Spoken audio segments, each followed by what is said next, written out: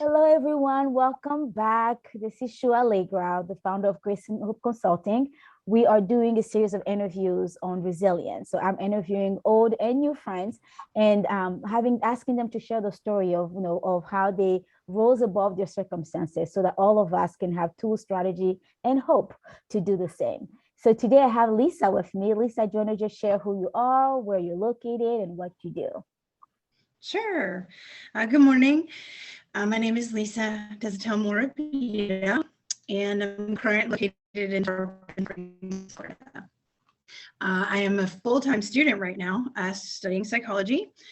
My long-term goal is to be a grief counselor and work with hospice for end-of-life care. I'm also a master life coach, a Reiki master and teacher.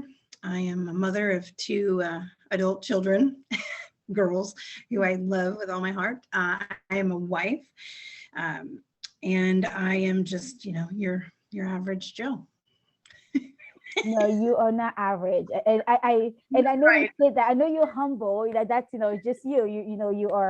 You are that simple person, but yet magnificent in your own way, if that makes sense. And so I know Right. you're saying that because you like to be discreet, but I also knowing you, I know that you're not just your average Joe.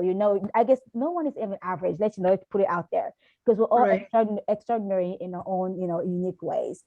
So when you hear resilience, I know I've known you for, I don't know, it's been 2 years now. It's been a while. Oh, And we started this journey through a friend, a common friend, Catherine Hughes, who is yeah. also on the team here at Grace Consulting as the editor, and also does coaching with me for caregivers. And she connected with you in a common group, which I was also part of the group, but didn't, we just paths never crossed, right? Mhm. The two of you connected, and she's like, oh, you need to come join us here and start writing with us. And before you knew it, you were part of collaboration projects that we've done here at Grace Consulting. And there's actually one coming up on resilience. So Yeah. we like to celebrate with a bang. We don't just talk about it here. It's like, we have to create something that's going to be, kind of mark that movement for us. So 2022 is that year of resilience here at Bishop Consulting, and for everyone. We've been through so much, everyone individually, also, as a people, if you want, collectively, we all been through a lot the past few years or so, a couple of years with the pandemic and all the other things. So when you hear resilience, what comes to mind? How do you define resilience? Uh, for me, resilience is really the ability to overcome. Um, I feel like it's, taking one step at a time, one foot in front of the other, and having some tenacity, and having to fight. I hate to think of it that way as a fight, but in all actuality, in my opinion, it is. Resilience is really fighting against something that's trying to, bring you down or go against you. So Mm-hmm. to me, it's really just some tenacity and the ability to keep moving forward, one step at a time, finding ways to, you know, uh, not overwhelm yourself and understand what you need to do. And my brain kind of works a certain way, so I have to separate things in order to handle one thing at a time. So um, I would say, really it's the abilities to overcome and whatever that looks like for an individual. Yeah. Thanks for sharing that. I think we definitely ability to overcome. And I also like what you said is to keep moving forward. Mm. People think resilience is that still is it's like, it's balance in a way, but it's not being still. You can be still while you're waiting and figure out what the next step is. But even Sure. in that waiting, you are doing something. You're trusting that something's going to be better. You're trusting that you're going to have a path to follow, right? So I think it's that movement, that element of movement that I wanted. I just wanted to echo that. Yeah, being resilient means you are putting that one foot in front of the other, and you're moving forward in spite of whatever is going on, in spite of what's going on, because that again, there's more to your life than what you're seeing here and now. So thanks for Absolutely. sharing that, for kind of shining a light on that aspect of resilience. And so for your own story, you are one of the co-authors in our resilience book, which we'll be sharing the link here shortly. It's going on pre-order, and you can start pre-ordering it, coming at the end of November. Sorry, the end of January. Goodness. And when we have other things coming up, but in the end of January. Um, And so from when it comes to your own story, how have you experienced resilience? So how are you experiencing resilience right now? Oh my. For me, resilience really became just a part of life. It as I guess in a comparison, I would say, dieting or Weight Watchers, it becomes your life. Mm, For me, resilience became my life. I've been through so many struggles and traumas that resilience was not an option. mm, mm, I mm, had to have that, know that my story wasn't over. And I had to know that I had children to live for, or a family or a wife, or mm. setting the goal Right. and, getting through that. It just wasn't an option. It became a way of life for me, to be honest, really. This is just how we do life. We bounce back or rise above, right? Well, Yeah. it's a Yeah. choice at the end of the day. Do I want to do this or not? And I think that as we go through life and these things, life happens to us, we do start to get a little weaker mentally, Mhm, physically, mhm, mhm. spiritually. So it's that bouncing back and finding that one foot. What's my right foot going to do today? Today I'm going to take some me time and Yeah. rejuvenate my spiritual side. And tomorrow my left foot is going to, do some exercise. So it's Mm-mm. really just, again, taking that one step and knowing that something feels a little weaker today, being aware maybe of your surroundings and of yourself. So Yeah. I guess the first step would be to really have some awareness of who you are and what you need as an individual in order to build that resilience. And when it does get weaker, finding the coping strategies or skills to help yourself, get back to that place, because it's not Mhm, easy. mhm. Right, right. You definitely bring a good point there of kind of the fact that resilience is very person centered, right? And it's whether it's through the self awareness that you mentioned, and then even the here and now, the okay, what do I need to do today, right? Sure. That is a very very personal for each one of us. So your journey to resilience is not someone's journey to resilience, right? You might get inspired, you might get motivated by what somebody else is doing, but realizing that this is your own journey, to travel through, and giving yourself and embracing that and giving yourself the grace to enjoy it as you go through it. Because sometimes, often, not just sometimes, often when life happens, or rather, I know in your story there's grief, there's a lot of personal development, things and healing that had to occur, which you share a lot in your chapter in the book. Mhm. Through all of that, you discover who you are, what you need in order to be well, and then what you want out of life. And that journey, no one could have been on it the way that you've been on it. Thank You get support, you get help, whether it's for counseling, coaching, and all of us, we get support system, friends, loved ones who were there with us to support us. But even with everyone around us supporting us and giving us tools and strategy, no one can live your journey like you do. And so thanks for shining that, again, shining a light on that in the book, in your chapter in the book. And so for those who maybe like you been for grief, for those who like you who are trying to figure out who they are and found that every time life, something's happening in life, that they didn't have the strategies, the coping skills, the resources to fight, to fight, like you said, it's a fight, it's an ongoing fight, right? And like, what words of advice, what word of encouragement will you share with them?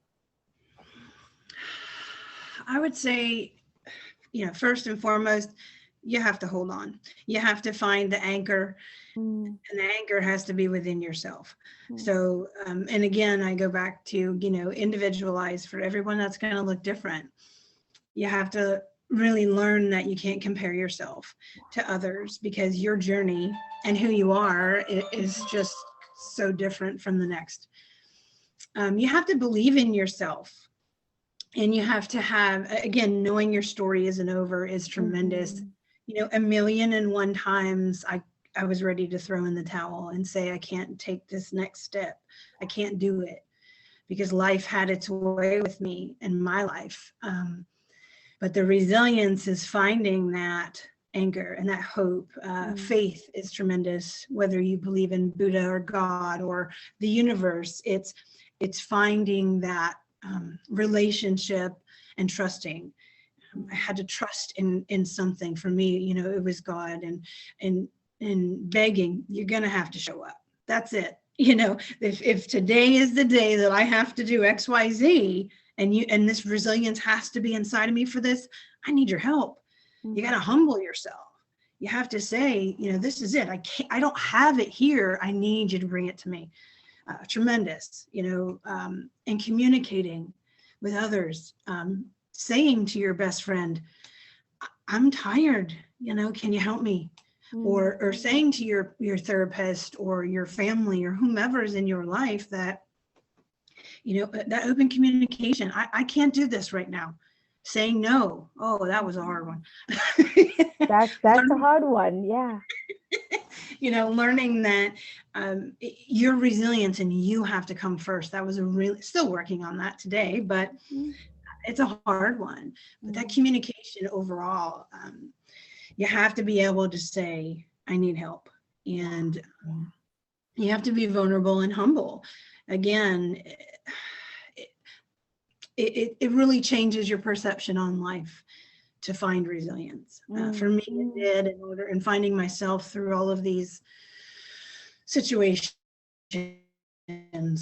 And I had to learn to believe in me, and know that God created me to be a specific person on this earth for a purpose. My children were my number one priority.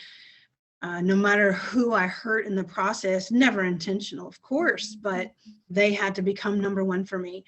And it was a hard lesson to learn, as I continue to put my selfishness and through my younger years, I had them fairly young, in the way.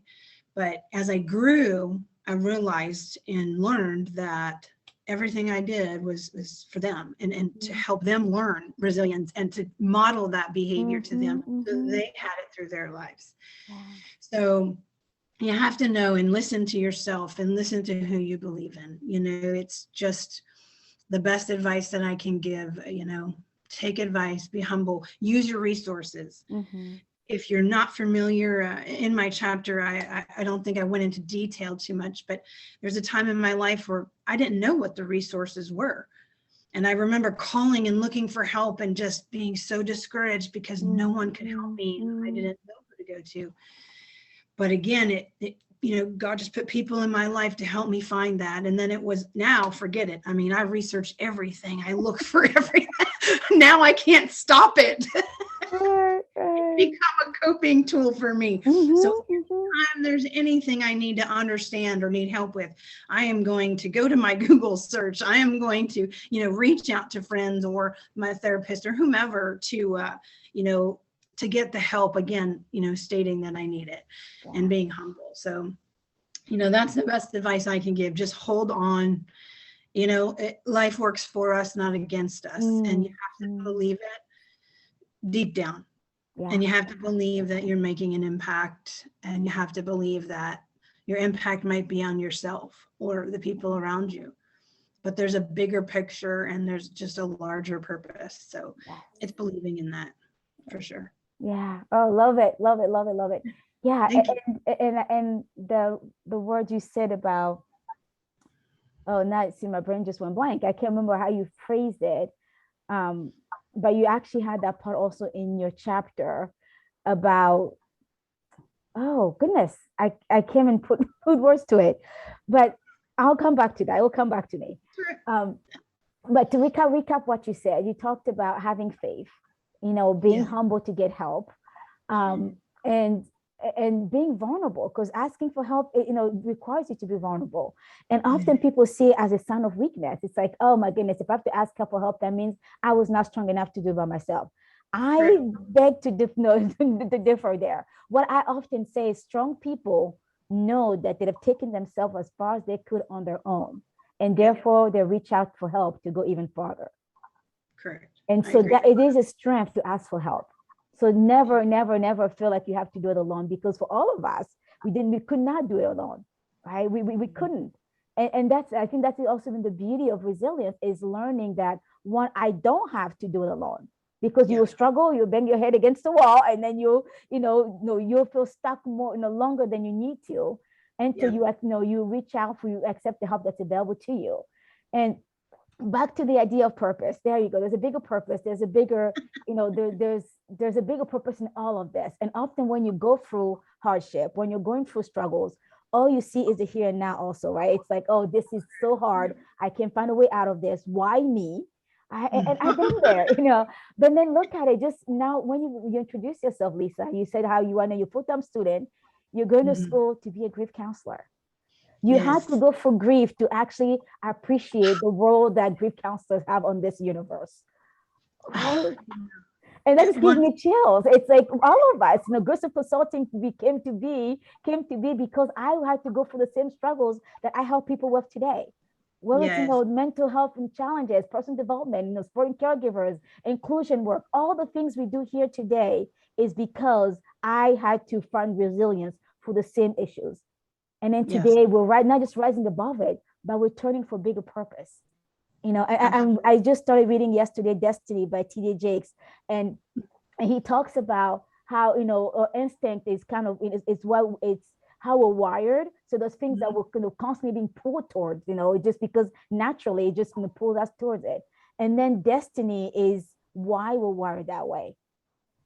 And so some of us, we had to go through grief. We have to go through depression, anxiety, some traumas in order for our instinct to meet our destiny. Well, then I'm going to be rich one day, I'm going to have, because encompassing, yes, I agree 100%, but it's so hard to see that when you're in it, right? Exactly. The grief hasn't ended for me. I mean, it has been a back-to-back situation, still in it right now, but it took, and again, when I say that bigger purpose, I have been praying and struggling my whole life to understand my purpose. What is my purpose? And every circumstance I went through, there was always someone or something giving me those little bits, maybe it was being a mother. Sure, it was my purpose for my children, so for me to be their mother, and next situation and why, and there's always something. And finally now, I mean, I've been wanting to go to school for my whole life. My motherhood came first, functioning as with all of the trials I had and trying to live and survive, to be honest, took front and center. I tried years ago. Praise the Lord, I'm in a place now where I was able to finally start. And I'm so excited about it because that was my goal for so many years, to have the resilience to fight through all those trials, to now be where I am. And now finally, I know that's my purpose. Like, I know that I have so much to give to those grieving. And again, one of our other collaborations, right? Overcoming grief. Check it out. Again, I put in there how hard grief can be. And everyone needs that support system. But it took resilience for, making a choice again to be resilient and to find it no matter where I was at. If I was in that closet praying and worshiping and God, I need you today, show up for me. When I walked out of that closet, there was resilience somehow, some way. So again, faith, reiterate, faith, humbleness, believing there's a bigger story, and it might not be when we want it, but it's going to show up, and you got to have that belief too, that it's going to show up. Yeah. So well said. So like you said, you've been a co-author in the Make to Overcome Grief Edition, and now you were doing the Resilience book here that we're sharing links for everyone. But where else can people find you? How can people connect with you? You can certainly, I'm on Facebook, of course. I created myself as the new author, NUE, new author. So I have a Facebook page, or you can go to Linktree, and all my links are on there. A few projects I have collaborated with, my website. I've started doing some meditations with my Reiki and such. I'm heart-centered, so everything I do is heart-centered. So if you're looking for that, you can certainly find me on Linktree with all my projects. Awesome. We'll be sure to share those links as well, in the description for this this little segment we did with you. So thank you again, Lisa, for making time to do this today. I know you have other things going on coming up here shortly, but just thank you for being you and for showing up. I think it's Brene Brown that said showing up is a superpower. And so every single day, no matter what, I encourage all of you watching, listening, show up for you, because you need you, but show up for the world because the world needs you. There's no one on earth that can fill the spaces that you do in the way that you do it. And but so if you give up, through the struggles, no one ever gets to enjoy your brilliance. That's right. I want to repeat that again. If you give up during the struggles, no one gets to experience your brilliance. You are needed. So keep shining your light. And Lisa, thank you for always shining yours. Oh, thank you, Cheer. It's been a pleasure. And it was really just, again, part of that purpose to collaborate and to find you and Catherine and everyone else. It's been a blessing in my life to create a legacy for my family and to be a best-selling author. And I thank you for that, every day. And it's been a blessing. So thank you. You're welcome. It's a joy for us to help people, unleash their calling, right? And birth what's inside of them. And I remember when you're saying about finding your purpose as a grief counselor, I remember outside of publishing, if you don't mind me sharing, I won't share details, but when we worked together on the coaching side, Yes. these are things that are like such distant dreams. You're like, I don't know, there's so much going on with life. I don't know if I can tap into those things that I think I want to do. And here you are doing it. But it was because you accepted to get, you decided to reach out for help and you accepted the help. And now you're doing it on your own. It's like you got the resources. Resilience. Yeah, it's like she's taking off, ladies, and gentlemen, watching or listening to this. So yeah, thank you again. And for everyone, we're going to have more episodes. So we are aiming for 52 for this year. So each week you're going to get a resilience interview with someone who been there, done that, and how lived to tell the story. So thank you all. And again, be well. And remember that you are made for more.